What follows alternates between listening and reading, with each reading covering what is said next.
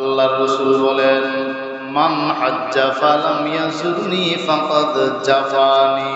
যে উম্মত হজ করলো কিন্তু আমার রওজা শরীফ জিয়ারত করলো না, সে আমার উপরে জুলুম করলো।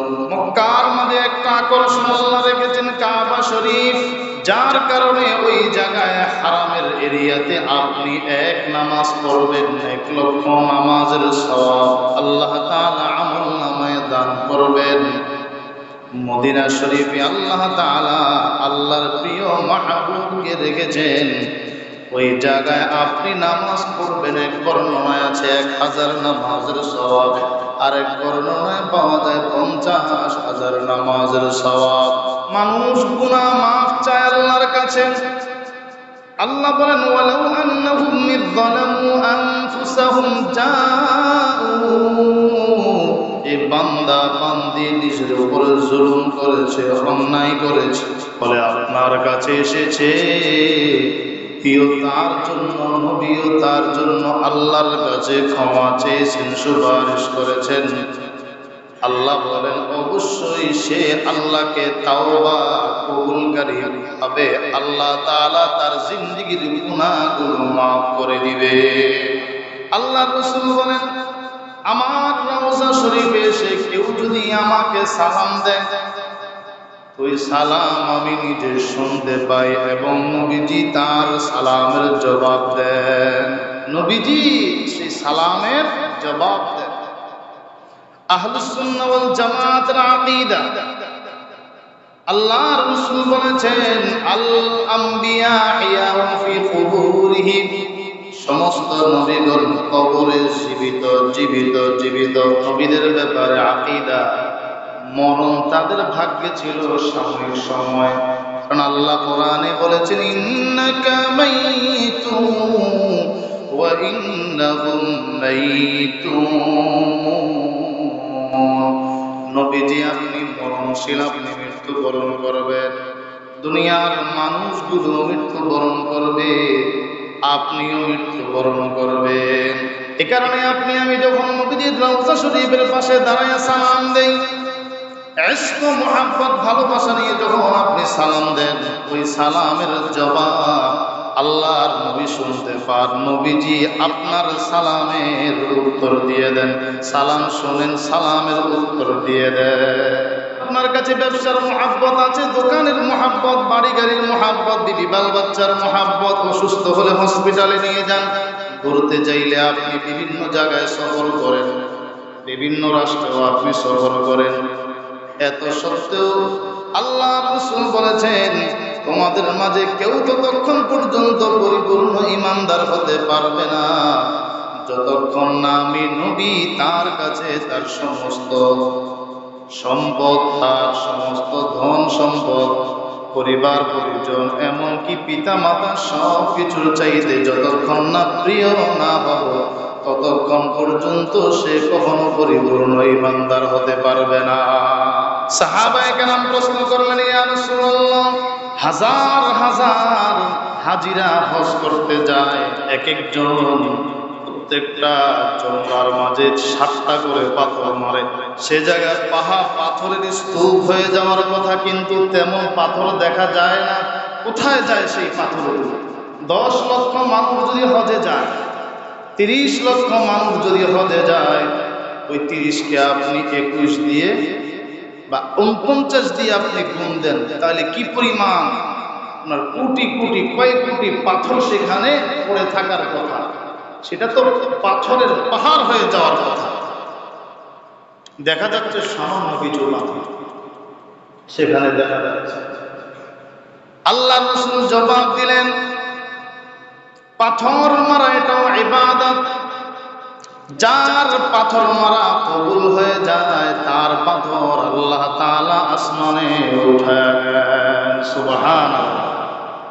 যেগুলো কবুল হয় না সেগুলো পড়ে থাকে। বোঝা গেল আমল, সবার আমল কবুল হয় না। ইখলাসের সাথে যারা আমল করে আল্লাহকে খুশি করার জন্য, তাদের আমল আল্লাহর দরবারে কবুল হবে। তাদের জন্যই আল্লাহ বলেছেন, আল হাজ্জুল মাবরুর লাইসা লাহু জাযা জান্নাহ। মকবুল হজ যার ভাগ্যে নসিব হবে তার বিনিময় একমাত্র আল্লাহর জান্নাত। সুবহানাল্লাহ। মদিনা শরীফের এত মকাম মর্যাদা, তার প্রধান কারণ ওই জায়গার মধ্যে আল্লাহর নবী শোয়া। আল্লাহর পরে পৃথিবীর মাঝে যার সবচাইতে বেশি মর্যাদা ওই মহামানব মদিনা শরীফে শোয়া। পাশাপাশি মদিনার পাশে আর একটা জায়গা আছে কুবা এলাকা, ওখানে একটা মসজিদ যেটা আল্লাহর নবী সর্বপ্রথম নির্মাণ করেছেন। নবীজি বলেন ওই মসজিদে সুন্দর করে ওযু বানায়া কেউ যদি 2 রাকাত নামাজ আদায় করে আল্লাহ তাআলা তার আমলনামায় একটা কবুল উমরার সওয়াব লিখে দিবে। মসজিদে নববীর মাঝে কিছু চিত্র আছে, দামি কিছু জায়গা আছে। মক্কা শরীফে যেমন দামি কিছু জায়গা আছে, কাবা শরীফ পাশে আছে মাকাম ইব্রাহিম, পাশেই হজরে আসওয়াদ কাবা শরীফের ভিতরে, তার পাশে আছে সাফা মারওয়া,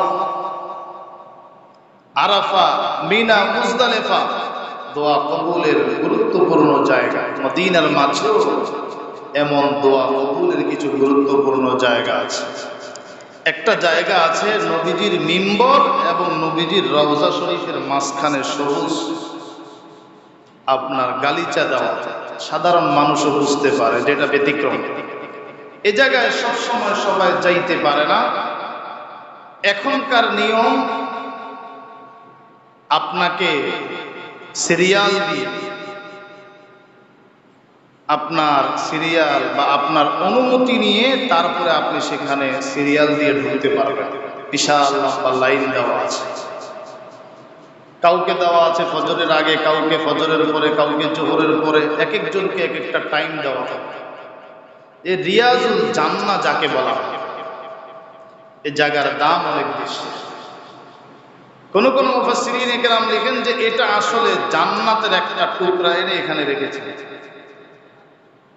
এজন্য হাদিসের মধ্যে আল্লাহর রাসূল বলেছেন, মা বাইনা বাইতি ওয়া মিম্বারি রাওদাতুম মিন রিয়াদিল জান্নাহ। আমার কবর, আমার রওজা শরীফ এবং আমার মিম্বরের মাঝে রিয়াদুল জান্নাহ যে জায়গাটা আছে এটা হচ্ছে জান্নাতের বাগান। এই জায়গায় 2 রাকাত 4 রাকাত নামাজ পড়ে আল্লাহর কাছে দোয়া করলে অবশ্যই দোয়া কবুল হবে। আরেকটা বরকতি জায়গা আছে উসওয়ানায়ে আয়েশা, আরেকটা জায়গা উসওয়ানায়ে হান্নানা। এটা হলো ওই জায়গায় মিম্বর বানানোর আগে জুমার নামাজ যখন নবীজি চালু করেছেন একটা খেজুর গাছ ছিল। ওই খেজুর গাছে হেলান দিয়ে আল্লাহর রাসূল সাল্লাল্লাহু আলাইহি ওয়াসাল্লাম খুতবা দিতেন। যখন আমির মুআবিয়া রাদিয়াল্লাহু তাআলা আনহু ইসলাম কবুল করলেন, আল্লাহর নবীর জন্য মিম্বর বানাইলেন। নবীজি ওই জায়গা ছেড়ে দিয়ে মিম্বরে উঠে খুতবা দিচ্ছেন। সাহাবায়ে কেরাম নিজ কানে শুনতে পেয়েছেন ওই খেজুর গাছের কান্নার আওয়াজ। আল্লাহর নবী মিম্বর থেকে নামলেন, ওই খেজুর গাছের কাছে গেলেন, গাছ নবীজির কাছে অভিযোগ করলেন। নবীজি বুঝতে পারলেন, সাহাবীদেরকে জানায় দিলেন, আমার বিচ্ছেদের বিষয়ে, আমার বিচ্ছেদের কারণেই এই খেজুর গাছ কান্নাকাটি করতেছে। কারণ যেই খেজুর গাছের পাশে দাঁড়িয়ে এক লাগিয়ে নবীজি খুতবা দিয়েছেন, খেজুর গাছ নিজেকে বড় ধন্য মনে করেছে। নবীজির বিচ্ছেদের কান্না সে কাঁদছে। মসজিদে নববীতে আরেকটা বরকতি জায়গা আছে যেটাকে বলা হয় উসওয়ানায়ে আবি লুবাবা। হযরতে আবু লুবাবার তাওবা কবুল হয়েছে ওখানে। তেমন কোনো ভারী অপরাধ না, কিছুটা অসতর্কতা ছিল। খন্দকের যুদ্ধের পরে বনু কুরায়জা ইহুদিদের একটা গোত্র, ওরা তো আজীবন থেকেই গাদ্দারি করে আসছে। যে আমাদের নবীর সাথে যারা গাদ্দারি করেছে তারা নবীর উম্মতের সাথে কেমন আচরণ করবে সেটা তো আমাদের সামনে। তা আল্লাহ রসুলের সাথে শান্তি চুক্তি ছিল, বাহির থেকে যদি কোনো দুশমন আসে তাদেরকে সহযোগিতা করবে না, কোনো প্রকারের কোনো সাপোর্ট করবে না। খন্দকের যুদ্ধের সময় মুশরিক বাহিনীর সাথে তলে তলে তারা আঘাত করেছে, চুক্তি ভঙ্গ করেছে।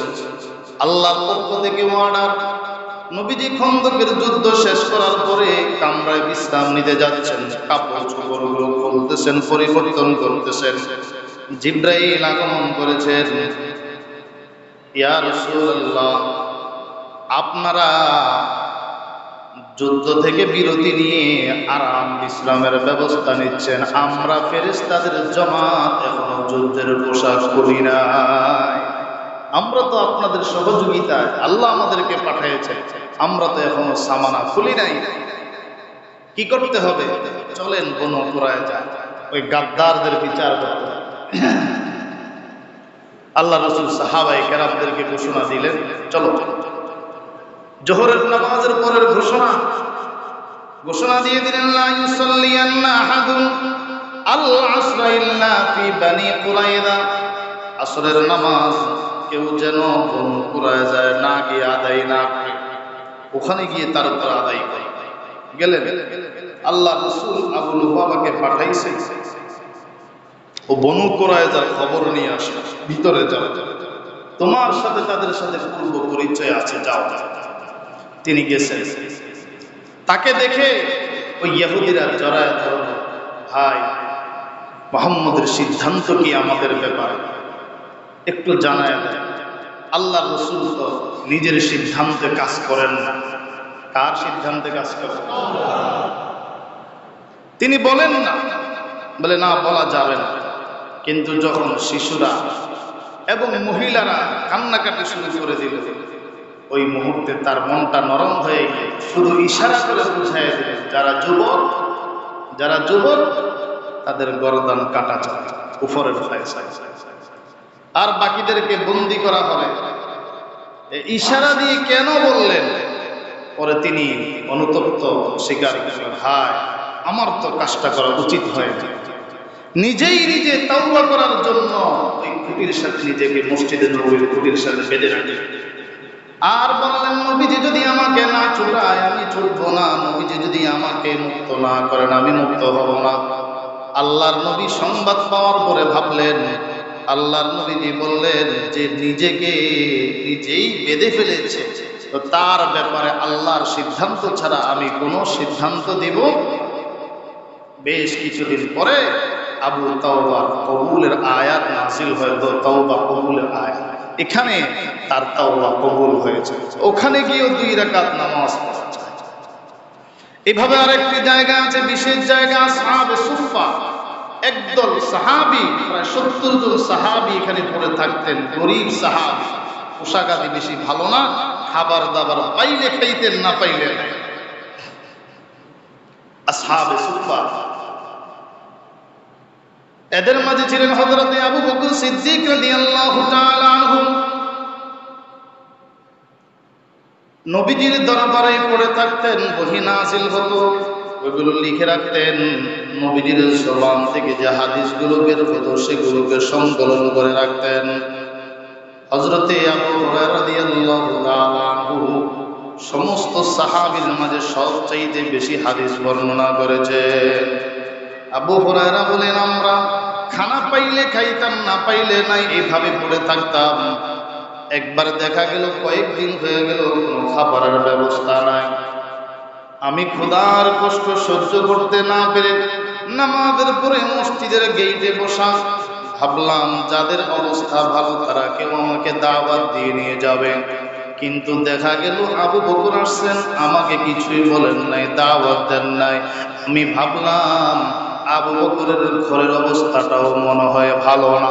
কিছুক্ষণ পরে ওমর আসলেন, ভাবলাম ওমরও আমাকে দাওয়াত দিবেন, কিন্তু তিনিও আমাকে কিছু বলেন নাই। আমি বুঝে নিলাম ওমরের ঘরের অবস্থাও বেশি ভালো না। সর্বশেষ বের হলেন মুহাম্মদুর রাসূলুল্লাহ সাল্লাল্লাহু আলাইহি ওয়াসাল্লাম।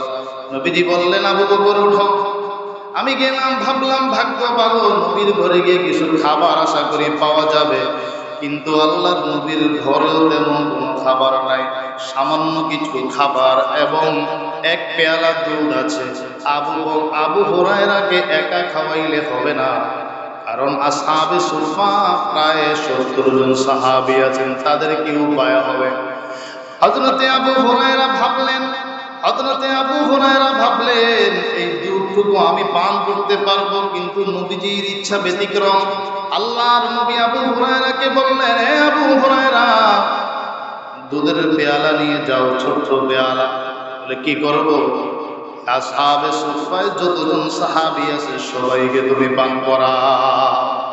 পেটের ক্ষুধার কষ্ট, ভাবলাম এখনই পান করব, কিন্তু আমাকে খাদেম বানাইলেন, দায়িত্ব দিলেন যে আমি পান করাইতে হবে। তো সবাইকে পান করাবো, এক পেয়ালা সবাইকে কেমন করে দুধ পান করাবো? সম্ভব তো হবে না। এরপরে যিনি পান করাবেন তার সিরিয়াল তো সবার শেষে। চিন্তায় পড়ে গেলেন, কিন্তু আল্লাহর নবীর মুআজিজা, কারিশমা, আল্লাহর নবী দোয়া দিয়ে দিলেন। ছোট্ট একটা পেয়ালার দুধ সমস্ত সাহাবায়ে কেরামদেরকে পান করাইলেন, সবাই তৃপ্তি সহকারে পান করলেন। নজর করে তাকায় দেখলেন, আগে পেয়ালার মাঝে যেই পরিমাণ দুধ ছিল 70 জন পান করার পরেও সেই পরিমাণ দুধ বাকি রয়েছে। আল্লাহর নবী বললেন, আবু হুরায়রা এবার তুমি পান করো। আবু হুরায়রা রাদিয়াল্লাহু তাআলা পান করলেন। নবীজি বলেন, আরো পান করো। আবু হুরায়রা বলেন, দ্বিতীয়বার আমি আরো পান করলাম। আবু হুরায়রাকে আল্লাহর রাসূল বললেন, আরো পান করো। আমি একেবারে তৃপ্তি সহকারে পান করলাম। এরপরও দেখি দুধ যেমনই ছিল এখনো সেই অবস্থাতেই আছে। সাহাবে সুফা খাবার দাবার ছিল না, গরিব মানুষ। আল্লাহ তাদের ব্যাপারে কোরআনের আয়াত নাযিল করেছেন, গরিব হোক, কাপড় চোপড় কম থাকুক, আপনি তাদের সাথে থাকুন। ওয়াসবির নাফসাকা মা'আল্লাযীনা ইয়াদউনা রাব্বাহুম বিল গাদাতি ওয়াল আশি ইউরিদুনা